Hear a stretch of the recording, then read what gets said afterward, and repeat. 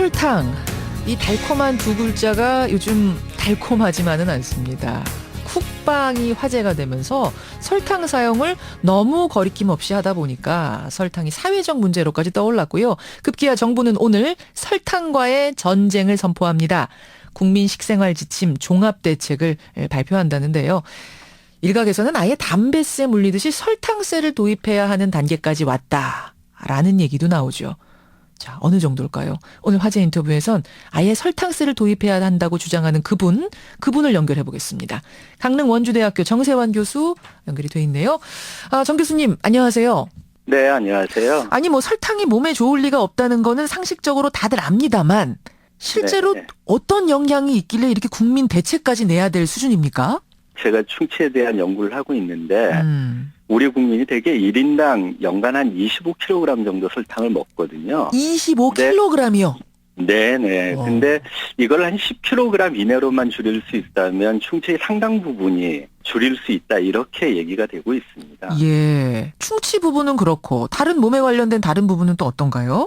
네, 그 정도 수준으로 낮춰지면 당뇨나 비만까지도 줄어든다는 연구 결과가 다 나와 있습니다. 당뇨와 비만까지.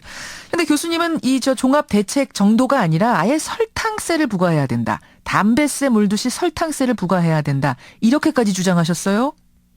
우리가 흔히 보면 설탕 산업이 계속 성장하는데 예. 개인 보고 알아서 설탕 줄여라 한다고 해서 줄일 수 있는 건 아니잖아요.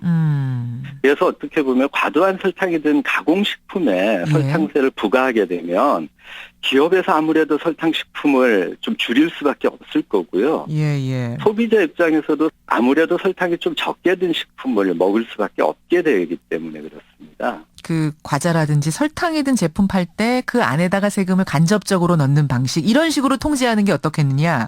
네, 그렇죠. 근데 서민들 주머니가 안 그래도 가벼운데 설탕세까지 더해지면 이건 국민들이 별로 안 좋아할 것 같은데요.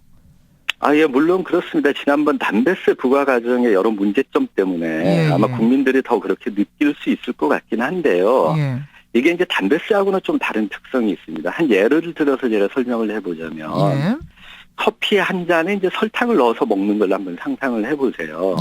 되게 커피 한 잔에 설탕 2스푼을 넣으면 이게 대략 6g 정도 되거든요. 그래요. 요 정도 단맛이 든 정도에는 설탕세를 부과할 필요는 없다는 겁니다. 적정량만큼 넣은 음식에는 부과하지 않대. 예. 근데 이제 예를 들면 2스푼에서 한 5스푼 정도 넣는다는 건 굉장히 달잖아요. 그렇죠. 근데 요럴 경우에는 한 10% 정도 설탕세를 부과하고요. 예. 그러면 여러 제품이 나왔을 때 세금이 많이 부과된 제품보다는 이제 적게 아예 부과가 되지 않는 2스푼 이내 든 제품의 경우에는 가격 경쟁력이 있게 되니까. 설탕 많이 넣은 제품은 알아서 도태가 되겠군요. 네, 맞습니다. 그러면 시장에서. 아무래도 기업체도 적정량, 예. 단맛이 좀 날 수 있는 정도의 제품으로 개발해서 보급을 하게 되겠죠. 그래요. 점점점 그러면은 바람직한 방향, 설탕을 덜 쓰는 방향으로 가지 않겠는가. 이런 걸 기대하시는 맞습니다. 거예요.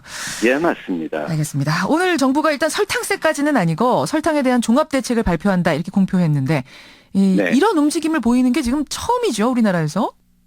예, 이렇게 종합대책으로 나서신 거는 처음인 거고요. 아주 반길 만한 일인 거는 분명한 것 같습니다. 근데 이제 문제는 분명히 있어 보입니다. 어떤 건가요? 이게 이제 보니까 되게 캠페인을 하고 표기 자체를 좀 뚜렷하게 해가지고 소비자가 선택을 현명하게 할 수 있도록 해주겠다, 여기에 초점을 맞추신 것 같은데 결과적으로 보면 소비자가 알아서 선택을 하라는 얘기거든요. 근본적으로 설탕 산업 자체가 성장하는 거를 사회적으로 통제를 안 하면서 소비자 보고 알아서 하라라고 하는 것만 가지고는 분명히 한계가 있을 겁니다. 이미 그럼 우리나라 국민들이 중독 상태까지 들어간 겁니까? 설탕 중독? 그렇게 보셔야죠. 심각하게 보시는군요. 네, 맞습니다. 알겠습니다. 이왕 나오신 김에 우리가 그럼 설탕이 이렇게 많이 들어간지 모르고 막 먹었는데 좀 주의하셔야겠습니다 하는 것들, 주의사항 좀 알려주신다면? 가장 간단하게 보면 우리가 흔히 접하는 음료 중에 건강 챙기면서 먹는다는 음료가 있거든요. 대표적으로 에너지 음료라든지 비타민 음료. 있죠. 이게 대표적인 설탕 음료다, 이렇게 보시면 됩니다. 비타민 음료는 비타민 음료지 그게 어떻게 설탕 음료입니까?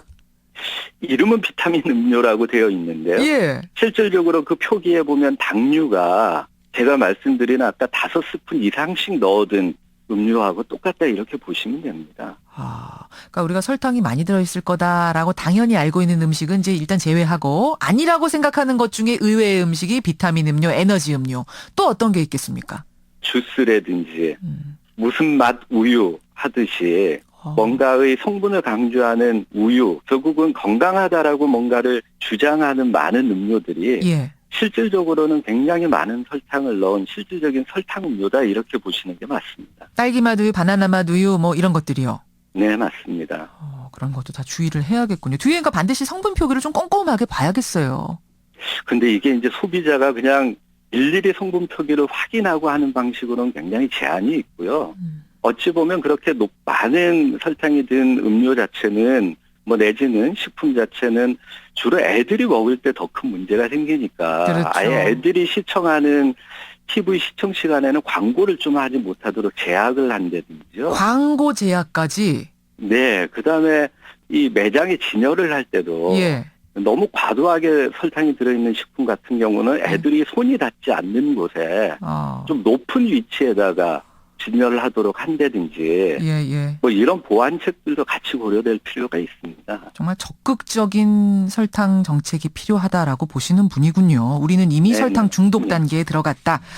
여러분 어떻게 생각하십니까? 여러분은 얼마나 드시고 계십니까? 한번 되돌아봐야겠습니다. 정세환 교수님 고맙습니다. 네. 예, 강릉 원주대 정세환 교수였습니다.